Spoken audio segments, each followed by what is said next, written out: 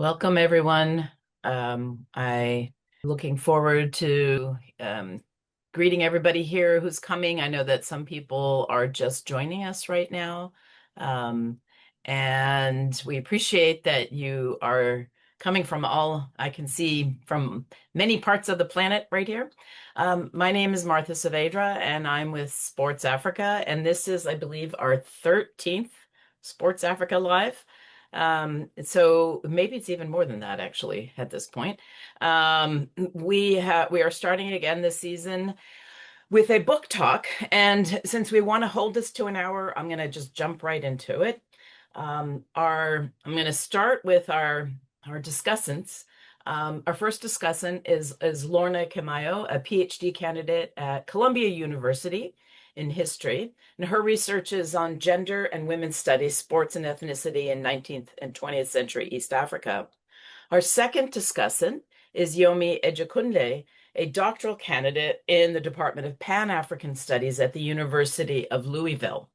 His research lies in the intersection of Nigerian history, anti-apartheid activism within the Olympic movement, sports diplomacy, and public history. So we have two historians who are going to be discussing the work of Todd Cleveland, who is a distinguished professor, associate chair, and director of graduate studies at the University of Arkansas. Also a historian, his research is broadly concentrated around interactions between Europeans and sub-Saharan Africans during the colonial period. And in particular, he focuses on labor and social relations between the Portuguese and indigenous population in the former's assortment of African territories. In the book that we're going to be discussing today, though, it's not specifically about the Portuguese, although they figure in it in various ways, I'm sure. I know for certain athletes anyway. His book is Africa and the Olympics, Winning Away from the Podium. And it is published by Ohio University Press. And for those of you who haven't already looked at it, you can order a copy of the book, and you can, through the wonders, get a promo code of a certain percentage off, 30% off. And here is the promo code, but you have to order it by September 30th. So at this point, the way this will work, Todd will give a brief introduction to the work that the book, and then Lorna and Yomi will provide some context on that. They'll go some back and forth a bit. And then that'll leave at least 20 minutes or more for discussion with the audience. And so it's okay if you haven't read the book yet. This is an enticement to get excited about the topic and then look forward to using the book. Okay. All right. Todd, go ahead and Sure. Okay. Yeah. Okay. Thank you, Martha. Yeah, thank you for having me today. As those of you who have written books know, even if a book came out a year before, it seems like something you did a decade ago. So it's nice to kind of circle back and re-engage with this book.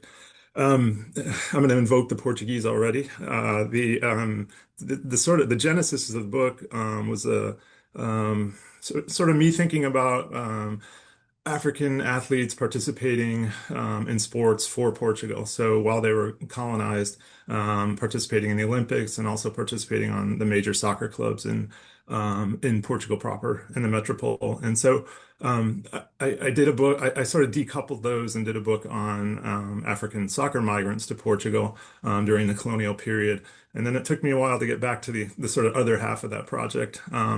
Which was kind of led to this book, as I mentioned. But this book became sort of obviously so much more. I don't claim to be an Olympic historian. I learned so much over the course of the research for this book. It's largely synthesized. It's a largely synthesis of existing material. But I did spend a long time in Illinois at the Avery Brundage, working with the Avery Brundage papers, which wasn't overly pleasant because he's not an overly pleasant person. So just reading, I mean, the starkness of what he was willing to sort of candidly relay to his colleagues was striking. In fact, even though I was well aware of his sort of racist bent. but also spent a summer, a magical summer, I will say, in Lausanne, working at the IOC archive. And if any of you have worked there, you know the reading room and that where they situate you for an office space is truly remarkable. Just looking out over Lake Geneva all day. So that was really very insightful. I really enjoyed working in those archives and would encourage anyone who's doing Olympic history research to, to make a visit if possible. The things I think that most struck me, I mentioned the other day when we were discussing this, were the fact that, that in certain colonies there were national Olympic committees formed prior to independence. That was very striking to me.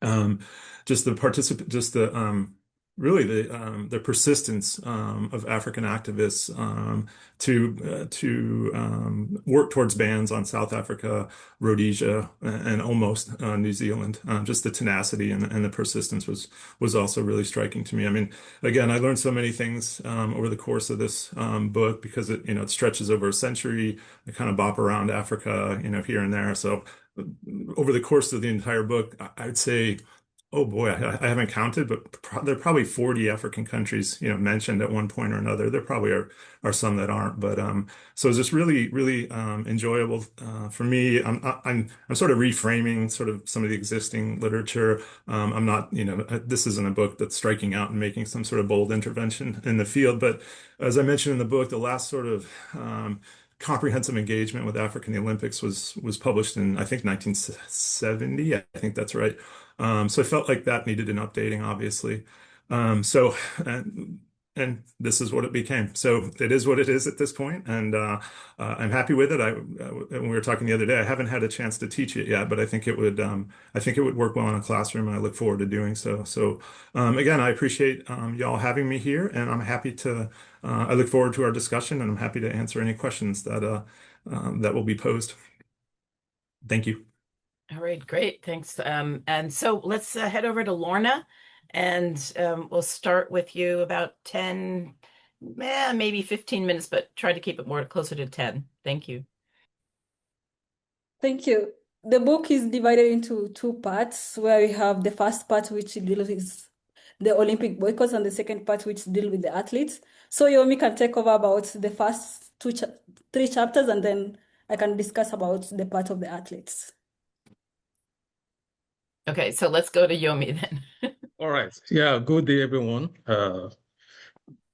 It's a privilege to serve as a discussant for Todd Cleveland's important book, Africa and the Olympics, Winning Away from the Podium.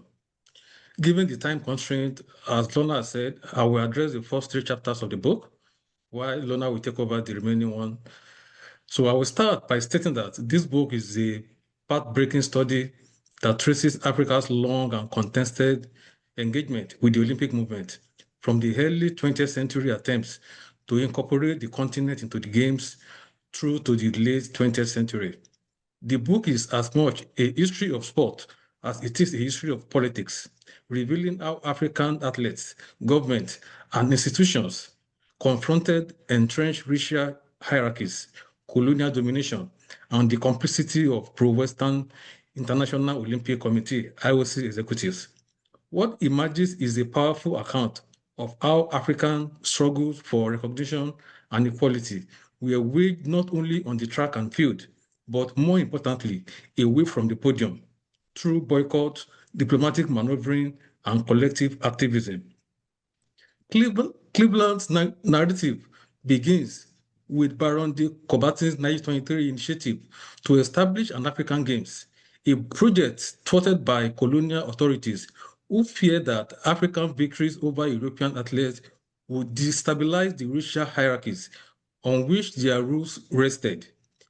It would take more than 3 decades before the first African Games were held in Brazzaville in 1965. The book further demonstrates how colonial administrators prefer to absorb African athletes into metropolitan squads, as in Britain's inclusion of West African athletes at the 1948 London Olympics, a practice soon curtailed by reforms to the British Nationality Act, which emphasized the limits of imperial inclusion. For Cleveland, Such episodes reveal the depth of European anxieties about African sporting autonomy and the broader struggle for equality. One of the strengths of the book lies in its detailed treatment of African resistance during the Cold War. Cleveland shows how African states and institutions, suspicious of the IOC's pro-Western orientation, strategically mobilized the Games as anti-colonial instruments. Tanzania, for example, became a leading voice in turning Olympic platforms into arena of solidarity against apartheid, minority rule, and colonialism in Africa. The establishment of the Supreme Council for Sport in Africa, SCSA, in 1966 institutionalized these efforts, coordinating boycotts and forcing IOC to reckon with its contradictions. From South Africa's eventual expulsion in 1968 to Rhodesia's exclusion in 1972 to the 1976 boycott of Montreal in protest of New Zealand's rugby ties with apartheid South Africa, Cleveland powerfully demonstrates how African activism reshaped the Olympic landscape. What makes Africa and the Olympics so compelling is Cleveland's archival depth, being arguably the only book-length research that details Africa's agitation and winning against racial discrimination within the Olympic movement. The book draws on primary sources from Abercrombie collections in University of Illinois Urbana-Champaign and the Olympic records in Switzerland, and also touches on some African records, revealing neglected aspects of African sport history. It brings to light not just the struggles, but also the victories, moments when African voices acting collectively forced the IOC to bend. My observations. While reading Cleveland's narratives is both compelling and empirically rich, 2 points merit clarification.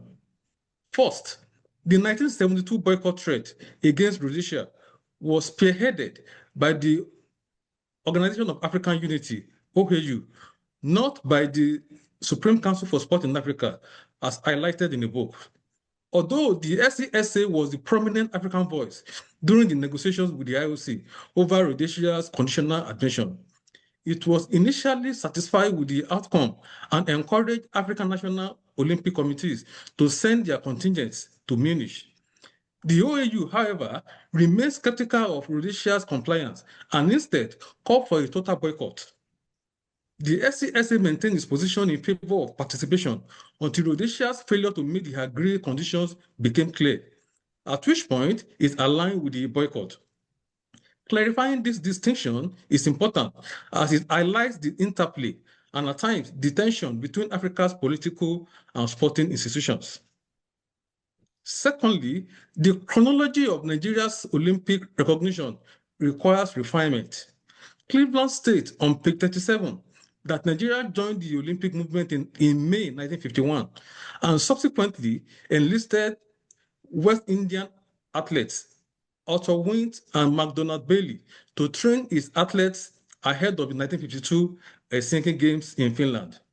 In reality, Wint and Bailey, they visited Nigeria in April 1951 prior to official IOC recognition, and their visit was part of a Pan-African tour of West Africa rather than a formal enlistment by the Nigerian government. This nuance highlights the role of transnational Pan-African solidarity in sporting world. Despite this minor point, Africa and the Olympics stand as a landmark contribution. It documents African struggles against racism in sport with rigor, nuance, and humanity. Most importantly, it challenges us to see the Olympic Games not as a neutral space, but as a contested arena where Africans have long fought and often won battles for dignity, equality, and recognition. I commend Todd Cleveland for this rigorous and timely contribution, and I recommend this book to scholars and students of African history, sport studies, and global politics. Ted Cleveland has given us a work that will shape how we think about the intersection of sport, colonialism, and resistance for years to come. Thank you. All right. Thank you, Yomi. Lorna, can you pick up where Yomi left off then? Yeah. Now, the second part of the book, which is chapter 4 and 5, for me, I think that was the strongest and original chapters in the book more than the other chapters, because it distinguished this work from other literature on Africa and the Olympics, because the first 3 chapters you are talking about the politics, but I think from the topic Africa and the Olympics, I think the last 2 chapters is the more engaging chapter more than the other chapters. And it also offers an interesting perspective by considering the ways that a wide range of African athletes have utilized the Olympics to engage in transformative activities and enhance their quality of life for individuals, for the community, and also the entire nation. By constructing these historical processes, the books complicate the notion of the Olympics as only a sporting competition of winning medals, and instead consider the various ways in which African athletes have used the Olympics as a series of measures to improve themselves and the community. And also, I appreciate the way you use the sources for chapter 4 and 5, in which you use most of the sources because it's mostly on the athletes as the actors more than themselves as well. And the way you use a lot of number of interviews from, although it's published from the newspapers and journals on website, you did a good job pulling together some of those sources to come up with such a narrative.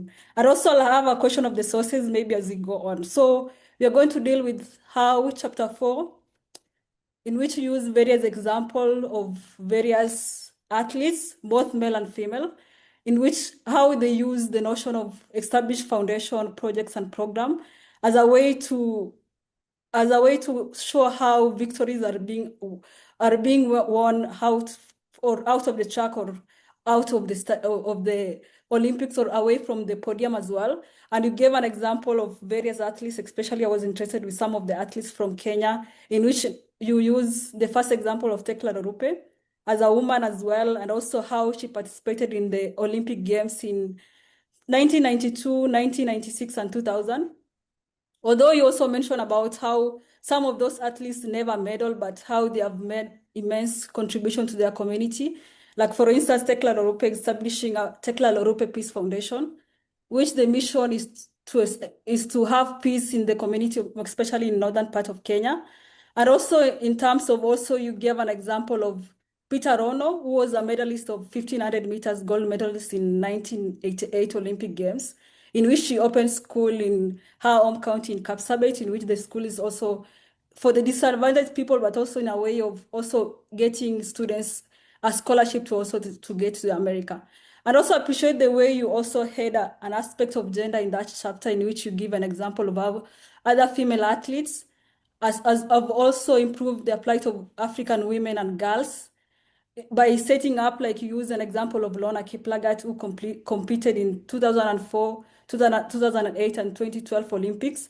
But she did not compete for Kenya, but she ended up building the training camps in Iten, where it's mostly the way the interview also said about how she talked about the training camps is mostly to encourage other women to also come there, where her training camp is not for women to do men's work, or also everybody has to do their own work. And also you give an example of also Caster Semenya, in which way that Semenya seeks to improve life of underprivileged South Africans through establishment of Caster Semenya Foundation.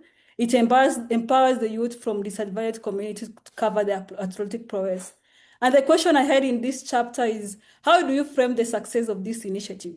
And what did you mean by winning away from the podium? Did women such as Tekla Lorupe or Caster Semenya started such initiative to also challenge their gender identity, or was it only for their own community? Or what do you think about such initiative as well? And also in the last chapter of the book addresses the athletes' migration of personal strategies.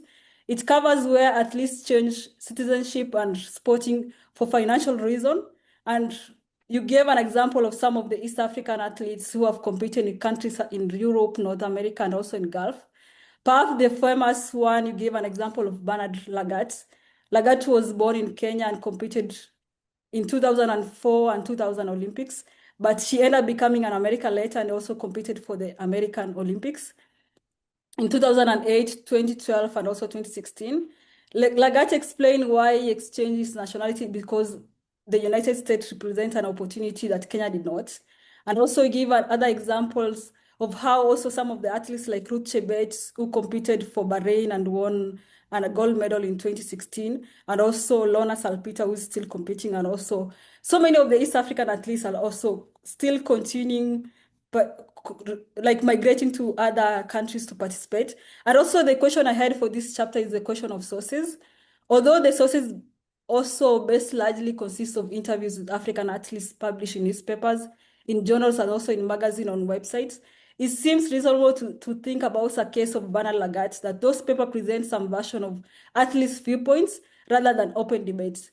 If you were to go further with this chapter, which sources will you look at beyond the press? Or will you come to Kenya to interview some of the athletes, or will you have to have their own also perspective about why they migrated or why they did that? So, and also in this chapter, I appreciate the way you also, most of the people who have written about athletes migration, they have not also covered the way in which some of the athletes also defecting during the competition and advocating for change in their home countries, which is a topic which is rarely covered. I think even maybe it will be a chapter on its own, which is something which is also interesting as well.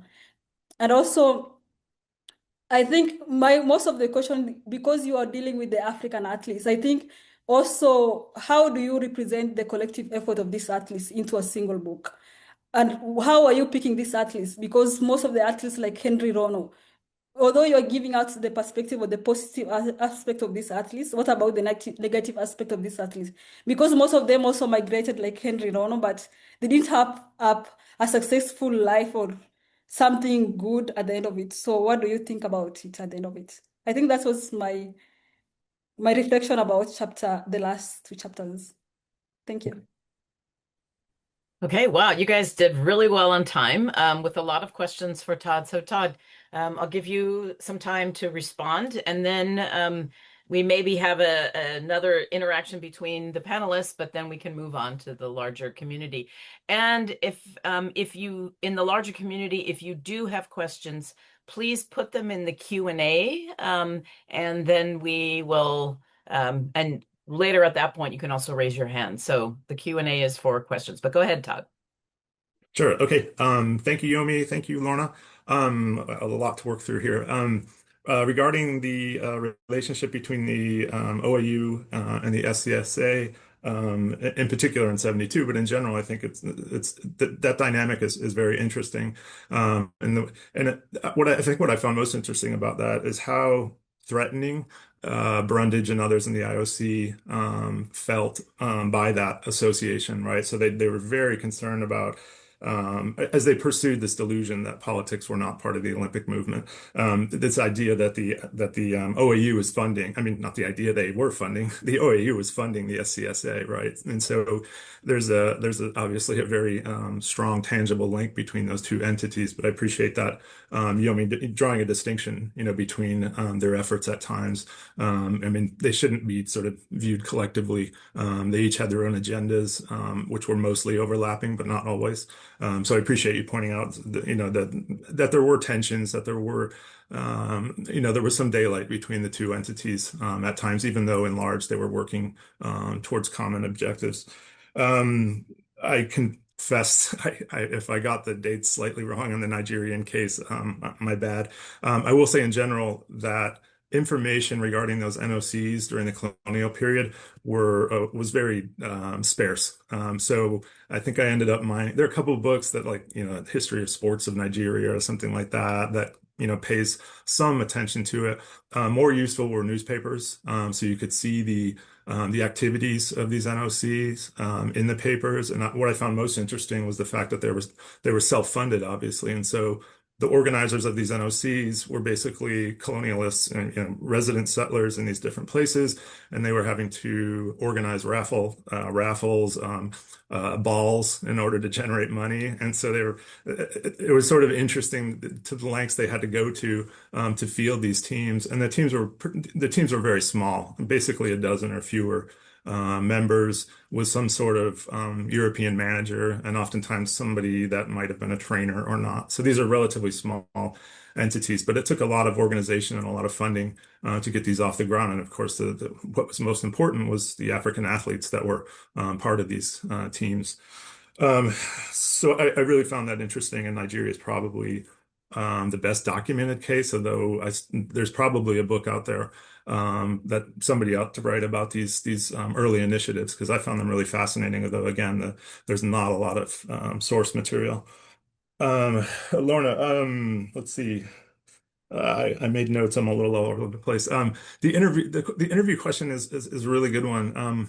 I originally thought I was going to be Zooming and engaging in person, these athletes conducting interviews, and then it became very quickly apparent that they've conducted so many interviews. I mean, I mined track and field for decades, and that's just one source, of course, but they're also on the web and newspapers, and magazines, etc. They've given so, especially the successful ones, of course, have given so many interviews that I kind of deemed it unnecessary. But the problem with that, and you're absolutely right, is for the individuals who don't really succeed, they're not in the newspaper, they're not in track and field, etc., and they still can be making important contributions in their communities. But the ones who, I mean, I tried my best to find athletes who didn't medal in the Olympics, who actually made, important social, educational, etc. contributions in their communities. Those are a little bit harder to sort of track down. Obviously, the higher the profile of the athlete, the more source material is going to be available, and you hear their words, and a lot of times, they kind of repeat what they have to say. It feels a little scripted, and I certainly that was the case when I was doing my research for the soccer book, right? They have sort of rehearsed answers almost, like what was the toughest team you played against, what was the biggest goal you ever scored, blah, blah, blah, blah, blah. These are sort of routine. And I sensed some of that in the interviews with some of these athletes, even regarding their sort of away from the podium moments, because they talk about like their charitable foundations in a very sort of rehearsed way. And so sometimes those interviews sort of became redundant. But your point is a really good one. The charitable foundations themselves, Peter had an interesting comment in the chat, just about how effective these really are. I mean, the ones I encountered over the course of my research, the ones that still existed, because a lot of times these foundations were launched, and then if you try to find any information about them, it's clear that they shut down at some point. But the ones that persist, I think, are doing decent work. Peter's point is a good one, of course. But I was impressed. I mean, to the lengths that a lot of these individuals go to make these sort of positive contributions in their communities, really selflessly. I mean, they're not making, they're not generating money for themselves with most of these initiatives and programs. Let's see, what else did I have? Yeah, the athletes. Yeah, I mean, yes, I was relying on the athletes' voices. Kind of had limited space in the book. It's supposed to be accessible, and that also means not too long. And so I felt like I was going to err on the side of, listening to what the athletes had to say as being the most important, rather than trying to find other voices talking about the athletes. But your point's a good one. I think I could have fleshed that out a bit more and probably more critically sort of engaged with some of these initiatives, but in a way that wasn't sort of the spirit of the book either.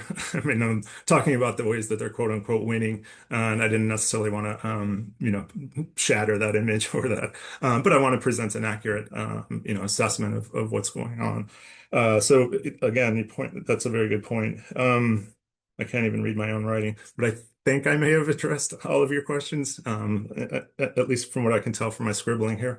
Again, I appreciate that. One thing that didn't come up that I wanted to comment on was the practice of using Africans relocating to the United States to go to colleges and universities, and the way that it was such an interesting initiative, and it worked so well for a while for the athletes and the universities, especially the universities that were not on the track and field map, so to speak, before the arrival of these elite African athletes, like Texas El Paso, right, became an elite track and field institution following the infusion of some really fantastic African athletes. And the way that was sort of gradually shut down, and you can just you can just hear the racism, even if you can't quite see it. And to see the way that the NCAA clamped down on that program, and it's sort of eerily reminiscent of trans athletes currently, the way that the sort of existing power structures were threatened by this sort of infusion of new athletes and the ways that they worked assiduously to try to ultimately eliminate it. And we're seeing that kind of play out in contemporary American college athletics. So that was just a quick comment rather than a response to a question. Thank you again for your questions. I'm happy to answer more as best I can. So Lorna and Yomi, any follow-up questions or discussion that you want to go for? So, okay, so thank you for your response. I just after reading the book, I realized that you focus majorly on Africans' involvement in the protest and the boycott movement and all that. But I want to ask, is it possible for the boycott to be successful without some kind of support from people outside the continent? Did they get any kind of assistance from outside the continent that really made the boycott successful? Because I couldn't see any kind of support from outside Africans in your book. Do you come across any of that when you're doing your research, or you just purposely leave them out of your work? I know I make quick mention in the book of there were certainly American formal organizations, but sort of groups that gathered prior to the Olympics, especially in '68. I think you have we were talking about this the other day, and now the names, Jim Bunning, I think was one of the members. American athletes sort of grouping together who aren't Olympic participants, by the way. I mean, there's baseball players and basketball players who weren't actually participating in the Olympics, applying pressure on the American government and also on the IOC as best they could to have, for example, have South Africa banned or not readmitted in '68, but banned in '64. So there's truly, and of course by that time, there's a global anti-apartheid movement, right? So the Africans are playing a pivotal role in that, but they're sort of one voice of many. Within the IOC, I mean, the dynamics within the IOC are interesting because as IOC members become members for life when they join the IOC, and so ludicrously, you have a white representative for Kenya many years after independence because he was appointed at some point. I don't remember exactly when, let's say 1940s or 50s. So he continues to be Kenya's rep inside the IOC. So there's very little movement, and in the inner circle, the IOC is completely European and American and North American, I should say. And so you have no representation of Africa in sort of the sort of inner power circles within the IOC. So there's really no internal pressure on the IOC. It's coming from outside. It's coming from Africa, but you're absolutely right. It's coming from other locations as well. And Brundage is stubborn. He demands loyalty, and so again within the group, he doesn't really feel like he needs to budge. And it's not till this sort of swell of anti-apartheid becomes too much for him to sort of hold off that he finally relents. It's all very sad to watch how that played out. You know, when you have the whole world saying something, and one guy who is eminently powerful within an organization is able to sort of completely disregard all of the noise outside of the IOC and act in a manner that was clearly irresponsible, clearly anachronistic to a certain extent. In devising policy regarding South Africa, regarding Rhodesia, and insisting that it was always political, right? And you can never mix politics with sports, which is, I should say, yeah, which is absurd, right? I make the point in the book from the very moment it's created, it's political, right? And it's not in dispute, right? We all know this, but Brundage, just repeated that line again and again, decade after decade after decade, and insisted that IOC members kind of also support that approach, I guess, that delusion, I suppose. It's like Yeah, that so phrase has fused now into the larger lexicon, though, of, oh, it's got to be apolitical. exactly. Yeah. Lorna, any follow-up from you?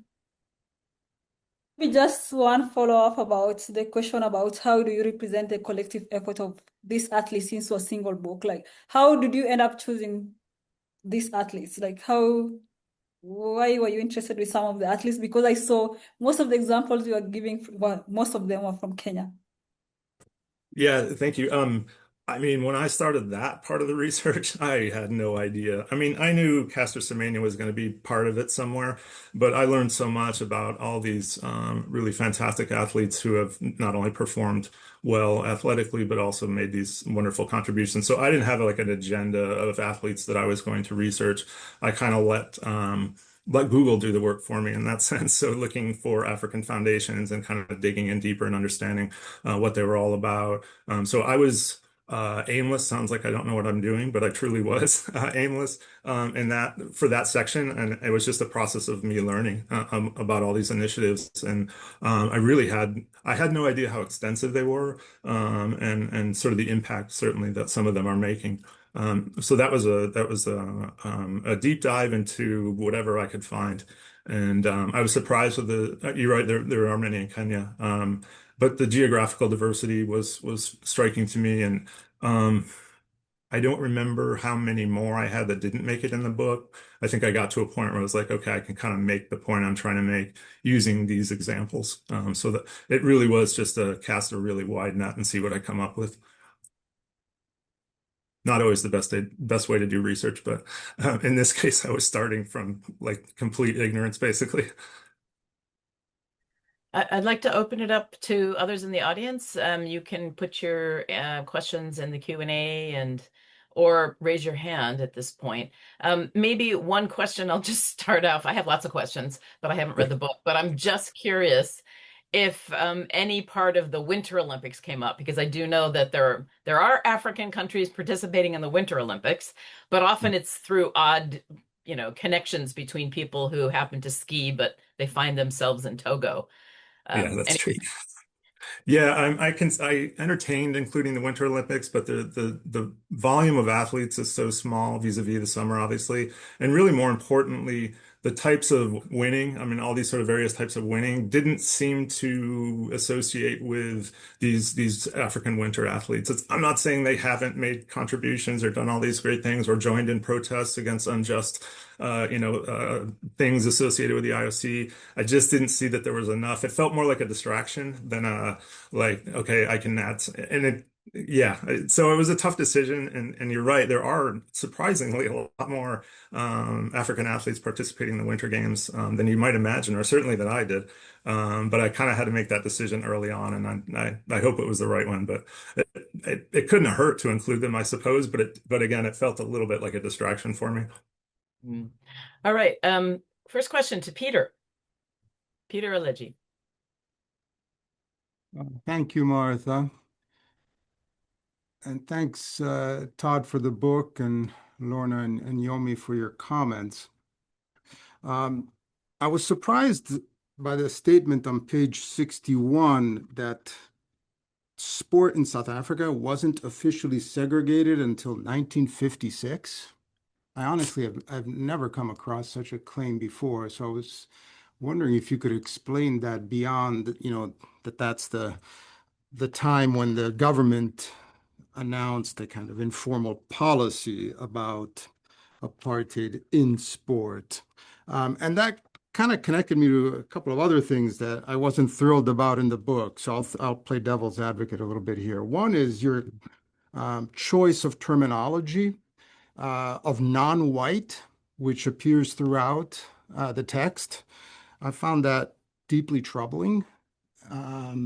Not when you're quoting a primary source from South Africa, say, Frank Brown or, those characters, or let alone Avery Brundage. So why did you choose non-white as a term? And also, there's a rich literature that seems to have not quite trickled into the book about the boycott. Obviously, you can't include everything, but it seems that, you kind of picked one or two journal articles and kind of used them heavily without, say, some of the more well-known authors who've, covered this in quite a lot of detail and nuance. So, John Norright, for example, doesn't appear in your bibliography. Andre Odendaal, the doyen of sports historians in South Africa, doesn't appear in your bibliography. I have a few others, but so let me just throw those out there. and ask you to respond. Thank you. Sure. The quote on page 61, I think, I mean, there was informal, obviously, segregation in South African sport, but I, if I'm remembering correctly, I don't think it was codified until 56. I could be wrong, Peter. You know infinitely No, more no, about no, South no, Africa no. than I do. Every sports federation in South Africa had a discriminatory clause. Virtually everyone, okay? I can't say every 100%, but it clearly said that people who were not white, people of color, Black South Africans were not allowed to participate in club sport or any kind of sport. Even in soccer in the late 40s. Yes, the South African Football Association had a discriminatory clause that was then conveniently lifted in the mid 50s, between 56 and 58, in reaction to what was happening at FIFA with Hmm. the struggle to sanction South Africa. And so they removed the discriminatory clause and kept discrimination in place. Okay, gotcha. I mean, that's a pretty major thing. You know, apartheid started in 48, but I mean, there was de facto and de jure segregation prior to that. Okay. I mean, I wasn't trying to deliberately misread or mislead the readership. That was an honest mistake. Um, non-white. I mean, I understand that's the utilization of an apartheid term, but I'm wondering how to capture that succinctly um, regarding the various communities in South Africa. Like, what would be your recommendation?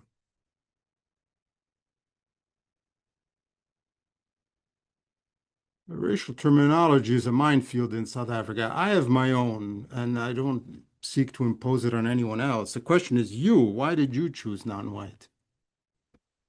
I mean, I was just trying to succinctly identify communities that were discriminated against in apartheid South Africa. But doesn't that set up white as normative, among other things, in a country where, for most of the 20th century, whites never made up more than 20% of the population? I guess I don't understand what you would have used to capture that, the In my 80%. in my work, I refer to black with a small case B or a Mhm. uppercase B, depending on the moment, inspired by Steve Biko's definition of black consciousness, which expanded blackness to include Indian and colored in ways that prior to that, few organizations did, with the exception maybe of the Communist Party and a few others.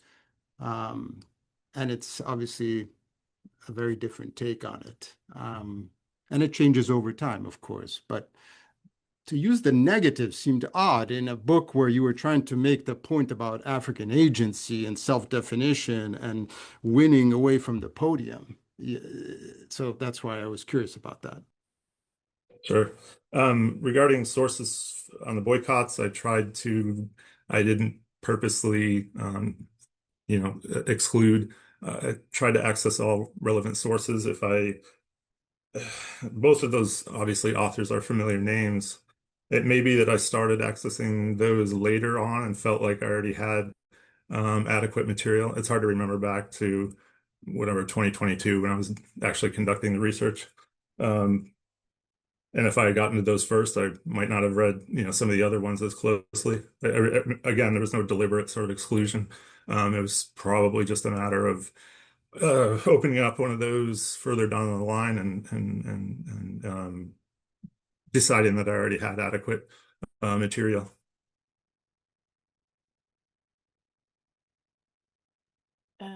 Other questions from the audience? Tyler, go ahead.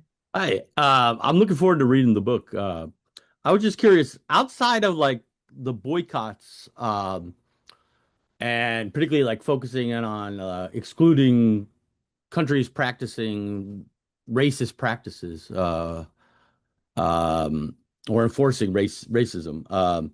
Do we have like is there any cases of like African fingerprints on like the larger Olympics movement, whether it's to get certain sports into the Olympic Games or like um, potentially like changing what sports are included in the Summer Games versus the Winter Olympics. Like it always seems silly to me that basketball, which is played indoors, is during the So, Summer Olympics, things like that. I was just like the idea of making the Winter Games more inclusive of non-snow places. I don't know. I'm just thinking of if we have examples of Africans lobbying the Olympic movement to change in various ways.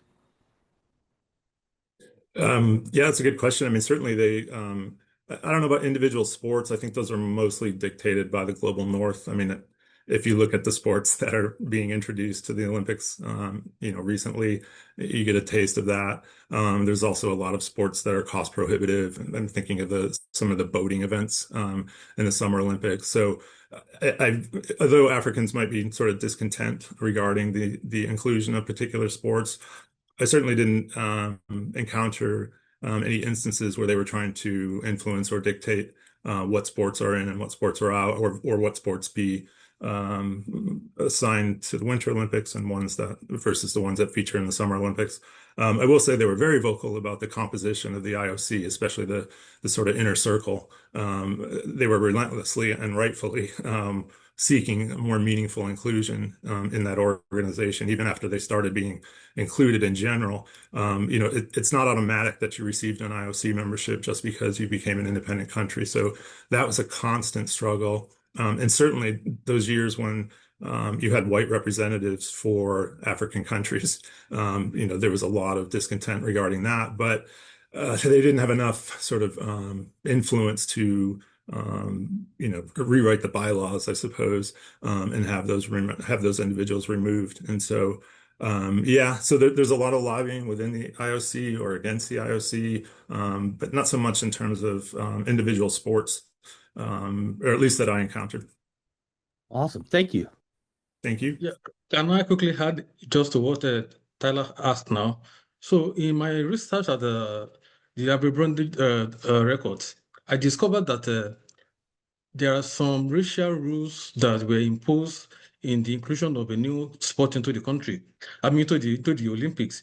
For African countries, it was very difficult for them to go by this because you must have like two-thirds of the participating countries in the Olympics to be playing such games before it could be accepted into the Olympics. So I see this as a kind of a colonial restrictions in bringing African games into the Olympics because it was only the colonial people that have people playing their games that were spread around the world through colonization. But Africans don't have any place where their games are being played beyond the continent, and then most times they can't have the two-third members of the Olympics for them to have their game accepted into the Olympics. Yeah, that's accurate. Yeah, that's a very good point.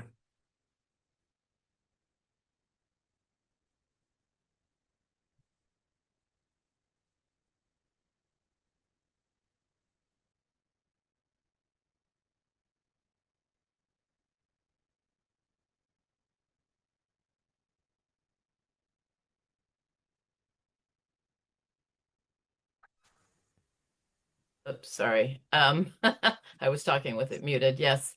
Kunya Kiraga has a question in the Q&A. And so, Kunya, if you want to speak your question live, you can do that. I hope you can hear me. Yes. Okay, yeah. Thanks for the good work, Todd. Unfortunately, I'm not able to give my comments on the book. I've not read it yet. But like I'm saying, I'm a sports historian from Kenya. For my PhD, I pursued the question of gender inequality in sports. Why the women, to use Todd's words, are winning in sports and in representing Kenya in international competitions, but that winning is not reflected in sports management, and my approach was historical. I pursued the intersection between African meaning of sports and European, and the tension they are in. And I came across the Olympic movement and sports diplomacy, which I feel is or part of the focus of this book. So I'm posing the question to Todd, but also to the whole audience, whether, as I endeavor to upgrade this thesis, there are other avenues to understanding gender inequality in sports in general, but also, that tension between success in participation and, the lack of it in management. Thank you. That's a great question. I suspect there are people much more qualified than me to answer that, who are on the participating today. That was something that was outside the scope, I would say, of my research. So, but I think it's obviously a valid question, and it's one that deserves a proper treatment. We do have a gender and sexuality sport group that, if you want to, Cunha, we can add you to that. And we haven't had a meeting for a while, but we have gotten together and talked about these things. And then there are some other books and Michelle Sykes' work, for instance, although it's about athletics in general. But yeah, let's obviously, women's representation in the Olympics has been an issue over a period of time. So even on the African continent, men had gotten opportunities before the many women did. And it was not until 1984 that the first African woman won a gold medal. I think it was 1984. But so yeah, let's Cunha, let's continue the discussion and talk. We can pull you into those discussions about gender. Wycliffe, you had your hand up. Do you want to go ahead?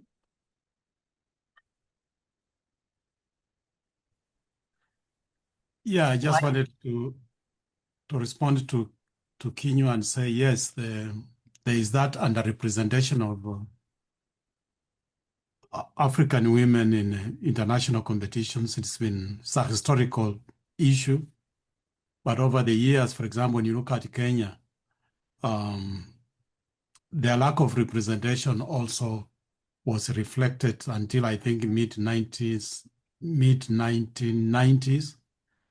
But when you look at their performance from 1996, when they first won their first medal at the Olympic Games in Atlanta, coming all the way to 2012, women have started outscoring the men in earning medals in the international competitions, that is principally World Athletics as well as the Olympics. So from 2012, women are winning more medals than the men. But yes, that is not being reflected in the leadership part of sport. We still have very few women in leadership positions. And that is, I think, something that calls for continued advocacy and pursuit in order to at least bring women to the table. I think that sport in general will be much, much richer, and I think even better managed with a lot more women involved in decision making than currently it is set up. And it's not just in track and field. When you look at soccer, the sport has grown, it has so much room for growth. But where most federations, they just have one representation for women interests. Yet, I think we stand better chances of even winning and competing globally through women than in the men's sports. So that's a discussion that we need to continue to have. Yeah. Thank you. Yes. Tarminder, you put a question into the chat. You want to speak it? Yep. And then Simon, and then if we have time, we'll get back to you, Tyler. Okay. So Tarminder, or do you want me to read your question, Tarminder? Yes, please, please. I'm moving between tabs. It would Okay, help. all right. It's a simple question. So Tarminder asked that you open the book, Todd, with Avery Brunges' quote, "The essential thing is not to have conquered, but to have fought well." Incredible claim that speaks to his desire to keep Olympics amateur. What sort of debates around amateurism exist in the context of African nations' participation in the Olympics? I don't, at least in terms of my research, I don't recall running across instances where that was a particularly important issue for either existing or prospective African athletes. The biggest issue, or sort of the biggest change, came about once amateurism was finally disregarded as something that no longer worked in practice. You lost some of the elite runners who began focusing on their professional careers rather than Olympic events. Of course, everyone wants to participate in the Olympics, but maybe that next set of competitions, sort of below the Olympics, some of those athletes would forego them because their professional career was much more important. The same way an aging soccer player might decide not to play for the national team any longer because they only have a few years left at the professional level, and they choose to focus their energies on playing for club team and earning whatever last bit of money they can before they retire. So I don't know if that's a fantastic analogy, but it might work.